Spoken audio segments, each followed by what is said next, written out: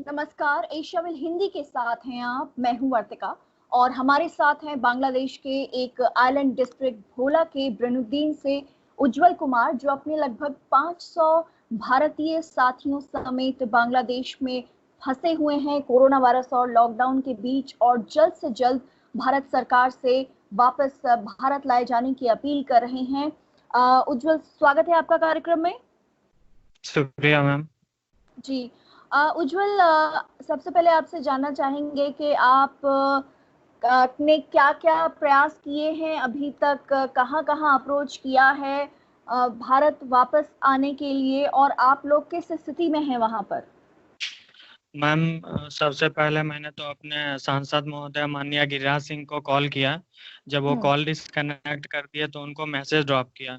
फिर सुशील मोदी को भी मैसेज किया, कॉल उन्होंने भी डिस्कनेक्ट कर दिया। फिर हमने मेल किया मैम। मेल में पीएमओ जी, माननीय श्री नरेंद्र मोदी, माननीय श्री अमित शाह जी और माननीय श्री एस जयशंकर जी और भी न्यूज चैनल के जो लोग थे उनको सीसी में डाला था मैम, बट उन लोगों ने जी। पॉजिटिव रिस्पांस नहीं दिया। इंडियन एम्बेसी को भी मैम किया था मेल। हुँ। आप बिहार के रहने वाले हैं? जी मैम, बिहार के बेगूसराय डिस्ट्रिक्ट का। जी। और आप कह रहे हैं कि आपने अपने बिहार के नेताओं को भी कांटेक्ट किया, और जी आपने कहा कि आपने पीएमओ से कांटेक्ट किया और होम मिनिस्ट्री से कांटेक्ट करने की कोशिश की और फॉरेन मिनिस्ट्री से भी कांटेक्ट करने की कोशिश की, लेकिन वहाँ से आपको कोई प्रॉपर रिस्पॉन्स अभी तक नहीं आया है। कुछ भी रिस्पांस नहीं मिला मैम। आप क्या कारण लगता है आपको? अब आपने, जब पहले हमारी बात हो रही थी, आप कह रहे थे कि आपके साथ सौतेला व्यवहार किया जा रहा है, ऐसा क्यों? जी मैम, बिल्कुल मैम, ऐसा फील हो रहा है क्योंकि बिहार के लोग ही काफी ज्यादा बाहर फंसे हुए हैं और नीतीश कुमार का कुछ भी ख्याल नहीं है। जो हमारे जो लोग हैं बाहर, वो किस कंडीशन में हैं, उनकी कुछ भी सूझ बूझ नहीं है उनको। इसलिए ऐसा हम लोगों को फील होने लगा है। हम लोग बिहार से हैं, इसलिए हमारे साथ ऐसा व्यवहार किया जा रहा है। जी, क्योंकि बांग्लादेश से कुछ फ्लाइट्स आई थी, और बांग्लादेश से कुछ फ्लाइट, जो श्रीनगर के कुछ छात्र वहाँ पे फँसे हुए थे, उनको वापस लाया गया। चेन्नई और मुंबई के लिए भी फ्लाइट्स बांग्लादेश से इवैक्यूएशन के लिए आईं। तब तब ये, लेकिन आपके लिए क्या, क्यों वहाँ पे कोई इंतज़ाम कैसे नहीं हो पाया? या फिर आप लोगों ने उन फ्लाइट्स में दिल्ली आने के लिए या फिर चेन्नई या मुंबई जाने के लिए अपील नहीं की? नहीं मैम, क्योंकि वो काफी डिस्टेंस हो जा रहा था और उधर जाने से हम लोगों को और प्रॉब्लम हो जाती, इसलिए हम लोगों ने दूसरे जगह नहीं गया। बिहार के लिए कई बार रिक्वेस्ट भी किया मैम। इनफैक्ट हमने रिमाइंडर मेल ही डाला, लेकिन किसी ने कोई रिप्लाई नहीं किया मैम। जी। आप बता रहे थे कि आपने कॉल किया सुशील मोदी को और गिरिराज सिंह को, लेकिन वहाँ से फ़ोन कट कर दिया गया आपका, जी, कई बार फोन डिस्कनेक्ट कर दिया गया मैम। और मैसेज डाला था, उनका भी कोई रिप्लाई नहीं आया। जी, उसका स्क्रीनशॉट भी है हमारे पास, जो जी। मैसेज ड्रॉप किया था। जी, और आप कह रहे थे कि आपको जब आपने बताया, सुशील मोदी को जब मैसेज किया कि आप इस तरीके से फँसे हुए हैं, तो आपको एक मैसेज आया जिसमें आपको लगा कि वो काफ़ी रिस्पॉन्सिबल मैसेज था। आप ज़रा उस घटना के बारे में बताइए। जी मैम, उधर से एक मैसेज आया, हिंदी में लिखा हुआ था, बिहार से बाहर जो लोग फंसे हुए हैं उनके लिए इमरजेंसी कॉन्टैक्ट नंबर, दिल्ली का 3 नंबर था हेलो। मैम। और उसके बाद उन्होंने कोई रिप्लाई नहीं किया। उस नंबर पे कॉल नहीं लगा, फिर वो कॉल पिक नहीं होता। अच्छा, जो उन्होंने इमरजेंसी कॉन्टैक्ट नंबर दिया था दिल्ली का, जी आपने कहा कि जी, वहाँ पे फ़ोन ही पिक नहीं होता। पिक नहीं होता। पहले तो लगता नहीं है, काफी प्रयास के बाद जब लगता है तो वो फोन पिक नहीं होता मैम। अच्छा। और उन्होंने अपनी तरफ से कोई प्रयास नहीं किए इंडिविजुअल आप लोगों को वापस नहीं लाने मैम, के लिए? कुछ भी नहीं। जी, जी। जो भारत की एम्बेसी जो बांग्लादेश में है, आपने उनसे कॉन्टैक्ट करने की कोशिश की अपने इवैक्यूएशन के लिए? जी मैम, उनसे भी व्हाट्सएप मैसेज मेरी बात हुई थी, तो उन्होंने बोला बिहार, हुँ, पटना और कोलकाता के लिए अभी कोई फ्लाइट अरेंज नहीं हो पाया है। जैसे ही होता है मैं आपको इन्फॉर्म करूंगा। हम लोगों को लगा सेकेंड फेज में जो प्लान बन रहे हैं उसमें हो सकता है, बट कल मैंने एक न्यूज़ देखा, सेकेंड फेज में बांग्लादेश से जो 6 फ्लाइट मिले हैं वो ऑलरेडी बुक हो गया। बिहार के लिए एक भी फ्लाइट नहीं है जो बांग्लादेश से जाए। एक भी फ्लाइट नहीं है। जी मैम। जी। और आप का कहना है कि आपके साथ में आप खुद मैकेनिकल इंजीनियर हैं, लेकिन आपके साथ में कुछ वर्कर्स हैं वहाँ पे, और कुछ लोग लोन लेके काम करने के लिए बांग्लादेश गए हुए हैं और उनके पास इतने पैसे नहीं हैं कि वो फ्लाइट के पैसे दे पाएँ। जी, फ्लाइट के पैसे वर्कर है मैम, वो लोग लोन लेके आए हैं इधर, और वो लोग एफर्ट नहीं कर पाएंगे फ्लाइट से, और फिर क्वारंटीन सेंटर में रहना, खाना पीना। एक प्रॉब्लम और है मैम, जिस जगह पे हम लोग रहते हैं इधर से ढाका जितनी दूर है उससे नजदीक बेनापोल बॉर्डर है। इंडियन एम्बेसी वाले जिन लोगों को ले गए हैं इधर से, तो वो कह रहे हैं ढाका आप लोग खुद अरेंज करके आइए। तो ढाका में बहुत ज्यादा कोरोना पॉजिटिव है मैम, तो उससे भी वर्कर लोग और जो स्टाफ है वो काफी चिंतित हैं और डरे हुए हैं मैम। तो वो जाना नहीं चाहते हैं उस रूट से। बेहतर ये होगा यूपी, बिहार, बंगाल, झारखंड के भी जो भी लोग हैं, तो उनको बेनापोल बॉर्डर से इवैक्यूएशन किया जाए तो उसके लिए काफी कृपा होगी।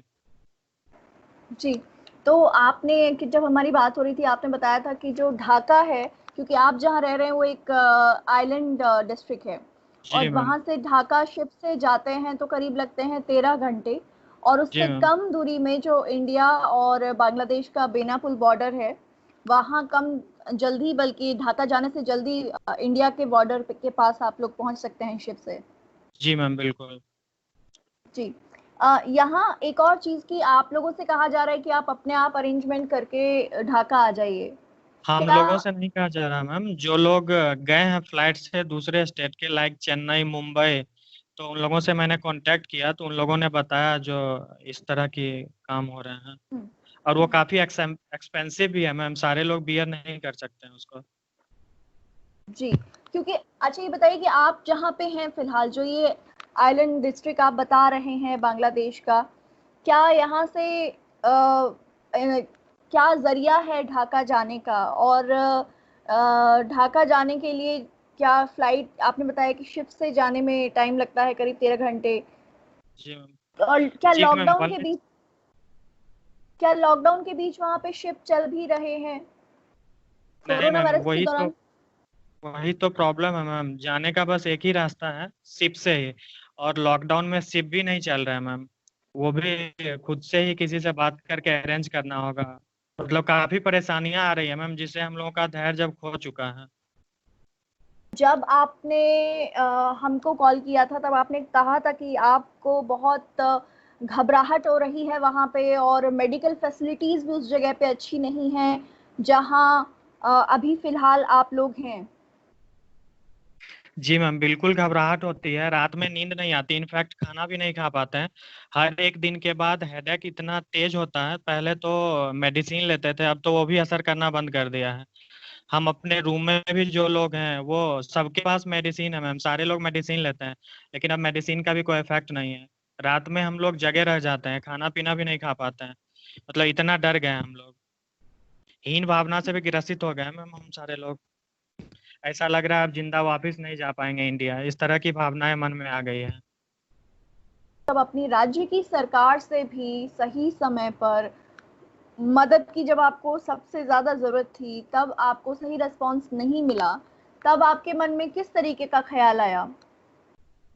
इस लग रहा था मतलब बिहार में पैदा होना गुनाह है, इस तरह का ख्याल आने लगा। जी पिछले मैम। साल जून से आप इस प्रोजेक्ट पे वहाँ बांग्लादेश में हैं, और जी मैम। क्योंकि बांग्लादेश बहुत ज़्यादा दूर नहीं है, तो क्या आप पिछले साल, जब ये दिसंबर से कोरोना वायरस की खबरें आनी शुरू हुई थी, चीन में जब दिसंबर से कोरोना वायरस फैलना शुरू हुआ था और उसके बाद धीरे धीरे करके लॉकडाउन शुरू हुआ, तब आपके आसपास किस तरीके की खबरें थी? बांग्लादेश में कोरोना वायरस और लॉकडाउन को लेके खबरें, क्योंकि आप मेनलैंड से कटे हुए हैं, एक आइलैंड डिस्ट्रिक्ट में हैं। आप लोगों के जी यहाँ मैम। पे किस तरीके के क्या माहौल है वहाँ पे?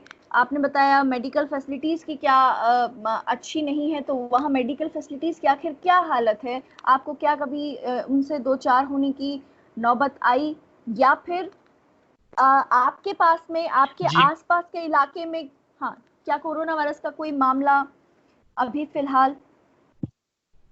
जी मैम, बिल्कुल मामला है, कोरोना वायरस बिल्कुल नजदीक में ही है मैम। 10 पॉजिटिव केसेस हैं अभी, बट जो चेक हो रहे हैं वो सही से इधर भी चेक नहीं हो पा रहा मैम। और आपने पूछा कभी मेरे डॉक्टर से मुलाकात हुई या नहीं। दिसंबर मंथ में मैं बीमार हो गया था, फीवर हो गया था मैम। तो मैं गया था डॉक्टर के पास, तो उन्होंने जो दवाइयाँ दी वो सही दवाइयाँ नहीं थी। फिर इंडिया जाना पड़ा। मैम मेरे पास कई सारे ऐसे लोग हैं जो साथ में काम करते हैं, उनको डेंगू हुआ, टाइफाइड हुआ, फीवर हुआ, तो गलत मेडिसिन यूज किया गया, जिसकी वजह से उनके हालात और बिगड़ते चले गए। इमरजेंसी में जाके, इंडिया में जाके, और फिर हॉस्पिटल में एडमिट होना पड़ा। मतलब नॉर्मल जो बीमारियां हैं उसका भी सही तरीके से इलाज नहीं हो पाता है। तो और ऐसी स्थिति में अगर कोरोना वायरस जैसी परेशानी, आपने बताया कि 10 का, आपने बताया 10 पॉजिटिव केस आप लोग के इलाके के आसपास ही हैं। जी मैम। एक्चुअल जी। में तो और भी हैं, सही से चेक नहीं हो पा रहा है, बट जो हम्म। रिकॉर्डेड केस हैं वो 10 है, 10। जी। तो आपकी जो कंपनी है, जिस कंपनी के साथ प्रोजेक्ट पे आप लोग गए हुए हैं वहाँ बांग्लादेश में फिलहाल, वो कंपनी का क्या रवैया है आप लोगों के ऊपर? क्योंकि आप भारतीय कंपनी के साथ ही वहाँ, भारतीय कंपनी का ही एक प्रोजेक्ट है, आपने बताया एक भारतीय कंपनी के प्रोजेक्ट पे जी। ही गए हुए हैं। कंपनी की तरफ जी से मैम। किस तरीके का रेस्पॉन्स है? कंपनी के तरफ से सही रिस्पॉन्स है मैम, खाने पीने रहने में कोई प्रॉब्लम नहीं है। टाइम टू टाइम वो थर्मल स्क्रीनिंग भी कराती है। बट मैम जब मैंने एक रिसर्च न्यूज पढ़ा, उसमें दिया हुआ था 80% केसेस ऐसे हैं जिसमें कोई सिम्टम्स नहीं था, बट चेक करने के बाद पता चला कोरोना पॉजिटिव है। तो काफी डर गए हम लोग इस घटनाओं को देख के। ऐसा मन में हो रहा है कहीं मैं ही तो कोरोना पॉजिटिव नहीं हूँ, इस तरह के विचार आ रहे हैं मन में। जी। नहीं तो क्या आप लोग की कंपनी की तरफ से, क्योंकि एक बड़ी कंपनी के साथ आप हैं वहाँ पे, और अ, इस तरीके के प्रोजेक्ट्स जो दूसरे देशों में जाके कंपनीज करती हैं वो अक्सर काफ़ी साधन संपन्न कंपनीज होती हैं। क्या वो कंपनी की तरफ से कोई आप लोगों को सांत्वना नहीं दी जा रही है कि अगर आप लोगों को और कहीं से मदद नहीं मिलती है तो हम आपको वापस इंडिया पहुंचाएंगे? कंपनी यही कह रही है मैम, एम्बेसी वालों से बात चल रही है, वो कह रहे हैं आपको इन्फॉर्म किया जाएगा। तो मैंने सोचा हो सकता है कहीं गलत इन्फॉर्मेशन दे रहे होंगे या कुछ, तो खुद भी मैंने बात की एम्बेसी वालों से। फिर सेम रिप्लाई मुझे भी मिला, तो फिर मुझे लग गया कंपनी वाले सही कह रहे हैं, ये ऐसे ही बात कर रहे हैं। हम लोगों को ऐसी उम्मीद थी सेकेंड फेज में हम लोगों को निश्चित ले जाया जाएगा, बट मैम कल से काफी निराश हो गए हैं जब उनका सर्कुलर देखा तो। जी, इसकी सेकंड फेज में भी आपका नाम नहीं है, बिहार के। सेकंड फेज में भी खास करके बिहार के लोगों का नाम नहीं है, आप बता रहे हैं। जी लेकिन मैम। आपके साथ, बिहार के लिए कोई फ्लाइट ही नहीं है मैम। जब बिहार के लिए कोई फ्लाइट ही नहीं है, तो आपने बताया कुछ लोग आपके साथ में साउथ इंडिया से भी हैं, झारखंड, यूपी और वेस्ट बंगाल से भी हैं। क्या उन राज्यों में से किसी का नाम वहां पर सेकंड फेज में? नहीं, उन लोग किसी का भी नाम नहीं है ma'am. UP, Bihar, Jharkhand, West Bengal, किसी का भी नाम नहीं है। हम्म। तो इसका मतलब ये है कि आप कह रहे हैं कि फिलहाल आपके प्रोजेक्ट पे जितने लोग हैं उनमें से किसी का नाम नहीं है, जो बाकी लोग अलग जगह पे रह रहे थे या अलग प्रोजेक्ट्स पे होंगे या राजधानी ढाका के आसपास होंगे, उनमें अधिकतर उन लोगों का नाम है वहां पे? नहीं मैम, उनका भी नाम नहीं। अधिकतर जो लोग गए हैं वो श्रीनगर के स्टूडेंट्स थे, उनको ही ले गया गया है। मेरी कंपनी का एक और प्रोजेक्ट है, वहां से भी किसी लोग को नहीं ले गया गया है। उधर तो और भी स्ट्रेंथ है, करीब मोर देन 1000 वर्कर्स हैं, 200 प्लस स्टाफ हैं उधर। वहां से भी कहाँ किसी को पे नहीं ले जाया गया। ये वो प्रोजेक्ट कहाँ पे है? रामपाल डिस्ट्रिक्ट, बांग्लादेश ये में ही राम रामपाल डिस्ट्रिक्ट है। अच्छा, तो आप कह रहे हैं कि आपकी कंपनी का एक और प्रोजेक्ट है बांग्लादेश के रामपाल डिस्ट्रिक्ट में, जहाँ पे आपने बताया कि करीब 1000 लोग हैं वहां पे भारतीय मोर देन उस वन प्रोजेक्ट, थाउजेंड जी मैम, मोर देन इंडियंस, हाँ। 1000 इंडियंस हैं वहां पे उस यस मैम। प्रोजेक्ट पे, लेकिन उनमें से भी किसी को वापस नहीं ले जाया गया है अभी? नहीं मैम। जी। और ये जो डिस्ट्रिक्ट है, ये ढाका से लगभग कितना दूर होगा? क्या वहाँ वहाँ पे जब लोगों से आपकी बातें हुई होंगी, जब आपको जानकारी मिली होगी, तो वहाँ लोगों का क्या हाल है? क्या अभी तक सब सुरक्षित हैं? वहाँ लोग किस तरीके के प्रयास कर रहे हैं? मैम वो तो और भी नजदीक है, बेनापोल बॉर्डर से मात्र 3 घंटे में वो लोग बॉर्डर पहुंच जाते हैं। वो तो काफी नजदीक प्रोजेक्ट है, और उस प्रोजेक्ट में मेरे जानने वाले लोग हैं। मेरे दो भाई भी काम करते हैं, और भी लोग हैं जो जानने वाले हैं उस प्रोजेक्ट में। अच्छा, लेकिन फिर भी उन लोगों को अभी तक किसी तरीके की सहायता ना भारत सरकार की तरफ से ना उनकी राज्य सरकारों की तरफ से मिली है? नहीं मैम, बिल्कुल नहीं। अच्छा उज्जवल, आपके साथ में आपने बताया था कि कुछ और लोग भी हैं जो हमसे बात करना चाहते हैं। जी मैम, हमारे कुछ कलीग्स और सीनियर्स हैं जो आपसे बात करना चाहते हैं। जी हाँ, नमस्कार सर, क्या नाम है आपका? मेरा नाम सुप्रिया भौमिक। जी सत्य भौमिक जी, आप कहाँ से हैं? वेस्ट बंगाल से? हाँ, वेस्ट बंगाल, कोलकाता का। जी जी सत्य भौमिक जी, आपने आप लोग काफी समय से प्रयास कर रहे हैं। जो बांग्लादेश का भोला डिस्ट्रिक्ट है, जो एक आइलैंड डिस्ट्रिक्ट है, यहाँ से निकलने के और कोरोना वायरस और लॉकडाउन के बीच आप लोगों के अपने डर और चिंताएं हैं, आप लोग भारत वापस आना चाहते हैं। आपने अपनी तरफ से क्या कुछ प्रयास किए, या फिर आपके दिमाग में भी फिलहाल क्या चल रहा है, क्या कहना चाहते हैं आप? हम लोग को एक ही है जो इधर से कैसे भी हो हम लोग अपना घर पे पहुंच जाएगा, क्योंकि कंपनी हम लोग के लिए जितना सा करना है वो तो कर रहा है, कंपनी के लिए कोई प्रॉब्लम नहीं हो रहा है। किंतु इधर जो अदर्स लोकेलिटी जो है वो सही नहीं है, वो लोग कुछ लॉकडाउन मेंटेन नहीं करते हैं। सब अपना तरफ रोड पे चल रहा है, गाड़ी ऑटो टोटो सब ही चलते हैं। सब आदमी भी रोड पे मैंने घूमते हैं, ये करते हैं। यही सबसे बड़ा डर है। जी सत्यभामिक जी, किस तरीके की चिंताएं हैं आपको? आप क्या कहना चाहते हैं सरकार से? सरकार से यही है कि हम लोग को जैसे भी हो, हम लोग को तो सबसे बड़ा मैंने जाने के लिए ये होगा जो हम लोग को बेनापोल बॉर्डर से करके इंडिया ले जाएगा, तो उधर ले जाके हम लोग को क्वारंटाइन के लिए कोई अरेंज करेगा तो हाँ हम लोग उसके लिए भी रेडी है।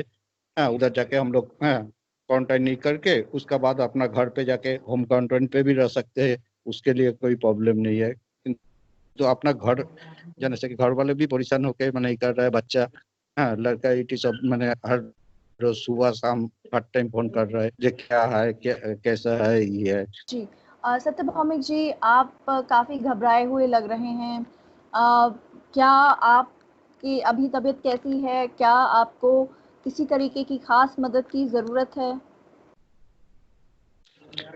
कि हम लोग को खास मदद है कि होगा जो आप लोग मैंने थोड़ा करके सरकार को बोलने से जो हम लोग को जैसे भी हो मैंने इंडिया तक ले जाएगा तो हम लोग फिर भी कर पाएगा जो हाँ थोड़ा कुछ जो भी हो, किसी को भी होगा तो उधर कुछ ट्रीटमेंट कुछ डॉक्टर भी करके दिखाने के लिए कि कोई कुछ भी हो सकता है। किंतु इधर तो वो सब कोई चांस ही नहीं है। इधर तो क्या है, डॉक्टर भी जैसा है मैंने ऐसे मैंने इधर का सब लोकेलिटी भी ऐसी है, कोई ये वो सब चीज लेके। कुछ दिन पहले हमारा एक कॉलिग को उसको डेंगू हुआ था, उसको 104 टेम्परेचर था, डॉक्टर के पास मैं खुद लेके गया था।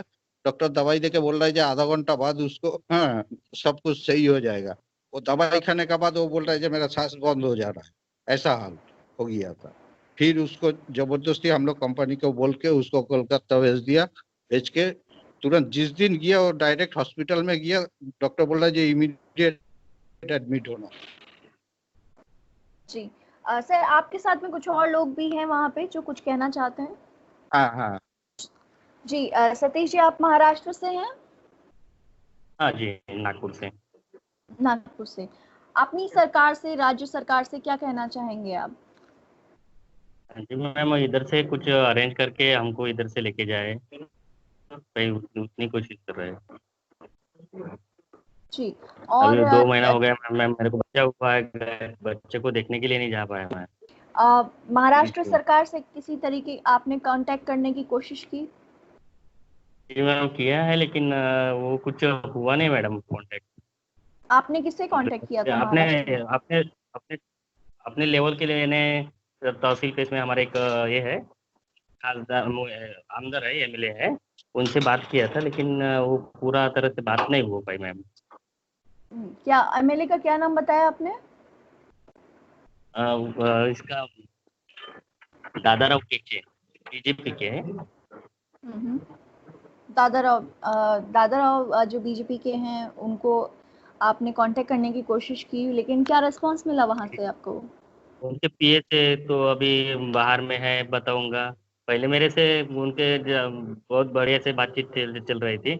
उसके बाद अभी पीए बात करके बोल रहे कि अभी वो साहब घर में नहीं है, साहब बाहर गए हैं, बाद में कॉल। ऐसे कितने दिन से आप उनको कांटेक्ट करने की कोशिश कर रहे हैं? मैडम मैं 4-5 बार कॉल किया मैडम उनको, मैंने 1 महीने से, लगभग मैं 1 महीने से कॉल कर रहा 1 महीने से कोशिश कर रहे हैं उनसे बात करने की, लेकिन नहीं हो पा रही है। हूँ। जी जी। जी। आपके साथ और कोई हो जो बात करना चाहें? जी है। नमस्कार, आपका नाम? मेरा नाम मेरा नाम राजेश है। मैं जी, उड़ीसा का रहने राजेश। वाला हूँ।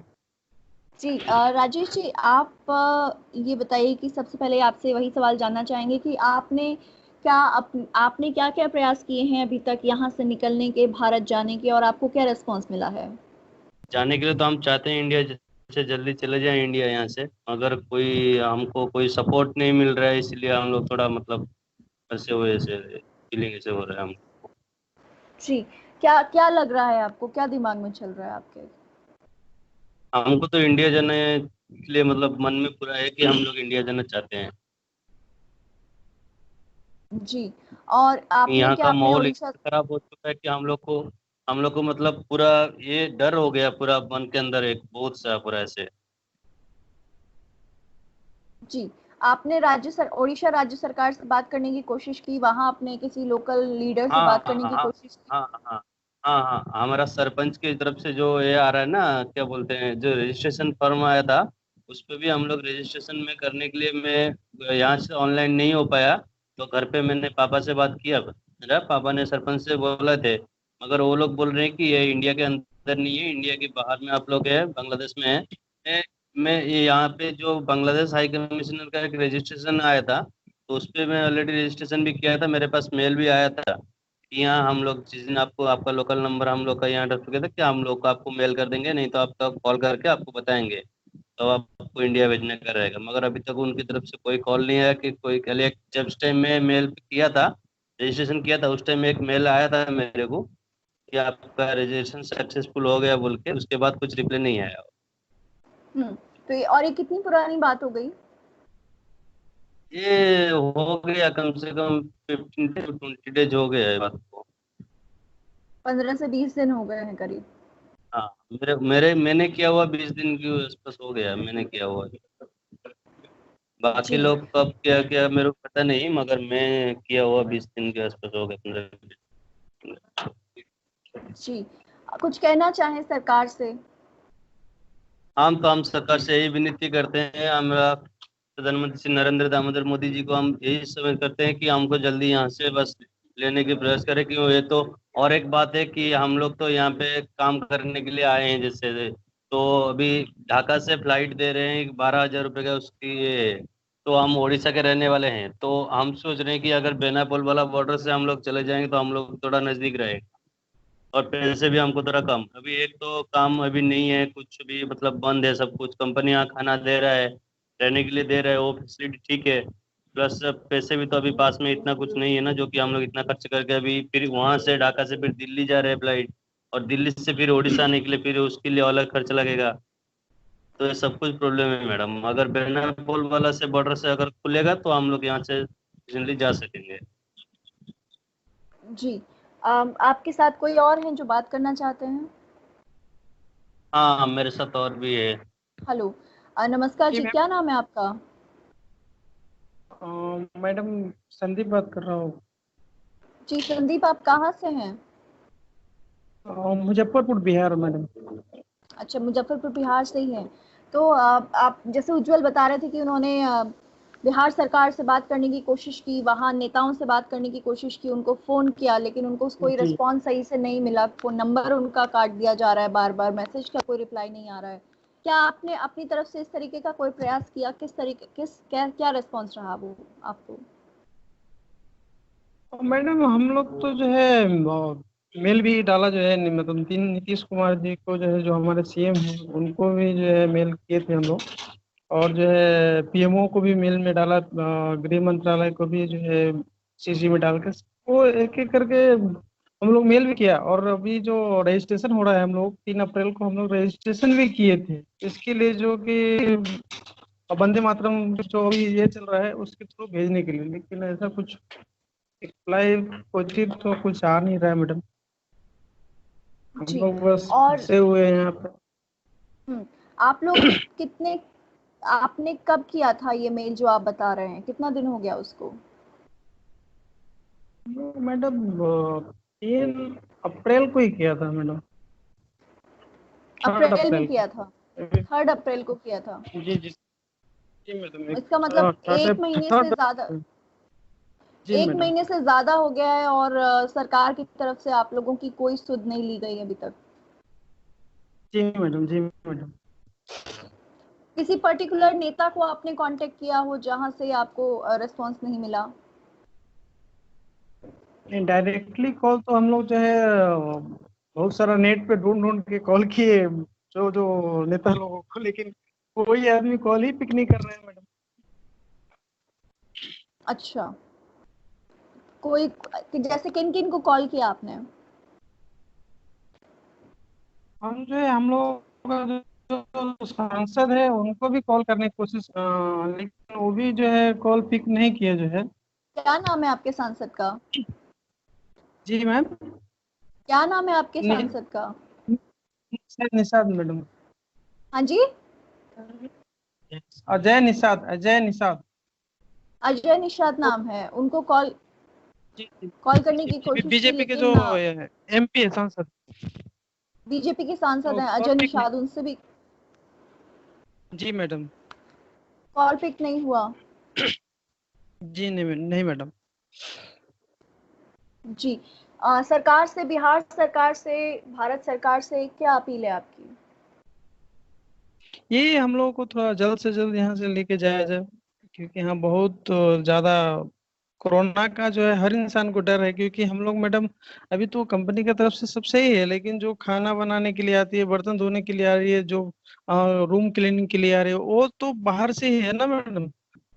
जी, आप मुझे वापस उज्जवल से बात कराइए। उज्जवल कहाँ पे हैं? हमारी आपसे बात हुई, आपके साथियों से बात हुई और आप एक ऐसी स्थिति में हैं फिलहाल जहां से आपको लग रहा है कि निकलने का कोई रास्ता आपके सामने नहीं बचा है और आप भारत सरकार से और अपनी अपनी राज्य सरकारों से कांटेक्ट करके थक गए हैं, अपनी तरफ से प्रयास करके थक गए हैं और इंडियन कमीशन, हाई कमीशन जो वहां पर है बांग्लादेश में, उनकी तरफ से भी आप लोगों को कोई कॉन्क्रीट अभी तक रेस्पॉन्स नहीं मिला है और सेकेंड फेज की फ्लाइट्स में भी आप लोगों का नाम नहीं है और एक आइलैंड डिस्ट्रिक्ट में आप लोग फंसे हुए हैं जहां से निकलने का भी आपको कोई रास्ता नहीं दिख रहा है फिलहाल। आप लोगों की इस आवाज़ को हम चाहते हैं कि हमारे दर्शक जो इस समय जुड़े हुए हैं, आप लोग बहुत मदद कर सकते हैं इन सभी लोगों की। ये जो 500 लोग बांग्लादेश में भारतीय फंसे हुए हैं और केवल हम आपसे बात कर रहे हैं कि अभी फिलहाल जो बांग्लादेश के भोला आइलैंड डिस्ट्रिक्ट में जो फंसे हुए हैं वो लोग, इसी जो कंपनी के लिए ये लोग काम करते हैं बांग्लादेश में, उसी कंपनी का एक और प्रोजेक्ट है बांग्लादेश में जहां करीब 1000 से ज़्यादा भारतीय काम करते हैं और वो भारत बॉर्डर से केवल 3 घंटे की दूरी पर हैं। वो लोग भी अभी तक इवैक्यूएट नहीं हो पाए हैं, ना ही उन लोगों को निकालने के भारत सरकार की तरफ से अभी तक कोई प्रयास हुए हैं। ये जो करीब कुल मिला के 1500 लोग करीब लगभग फंसे हुए हैं बांग्लादेश में, भारतीय कंपनियों के प्रोजेक्ट्स पर काम करने वाले, भारत वापस आना चाहते हैं। कोरोना वायरस का इनको डर इस कदर है कि रात को सही से सो नहीं पाते हैं, खा नहीं पाते हैं, आसपास में मेडिकल फैसिलिटीज अच्छी नहीं है, छोटी छोटी बीमारियों के लिए सही से इलाज नहीं हो पाता है। ऐसी हालत में कोरोना वायरस को लेके किस तरीके के हालात वहाँ हो सकते हैं, इसका डर कितना बड़ा हो सकता है, इसका आपको खुद ही अंदाज़ा होगा। हम सभी को शेयर करना चाहिए आज के इस प्रोग्राम को और हम आपसे गुजारिश करेंगे कि आप सभी लोग जो हम इस प्रोग्राम को देख रहे हैं ज़्यादा से ज़्यादा शेयर करें, ताकि जो बिहार से लेके, उड़ीसा से लेके, महाराष्ट्र के जो लोग हैं जिनसे हमारी अभी बातें हुई और पश्चिम बंगाल के लोग जो वहाँ फंसे हुए हैं, आप लोग अगर इन किसी भी राज्यों में हैं और आपके राज्य के लोग अगर यहाँ पर हैं, आप इस प्रोग्राम को शेयर कीजिए ताकि राज्य सरकारों तक की आवाज़ें पहुँचें, भारत सरकार तक की आवाज़ें पहुँचें और जल्द से जल्द भारत वापसी, इन करीब 1500 लोगों की भारत वापसी मुमकिन हो पाए।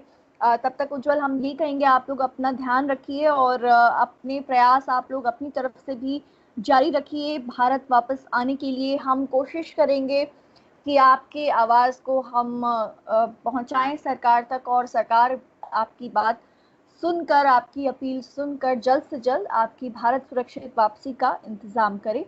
हमारे साथ जुड़ने के लिए, अपना समय देने के लिए, अपनी तकलीफ़ हमारे साथ साझा करने के लिए आपका बहुत बहुत शुक्रिया। हमारे साथ जो दर्शक जुड़े हैं उन सभी का बहुत बहुत शुक्रिया। इस आवाज़ को अब तक सुनने के लिए, देश और दुनिया की बाकी जानकारी के लिए आप जुड़े रहिए एशिया विल हिंदी के साथ। नमस्कार।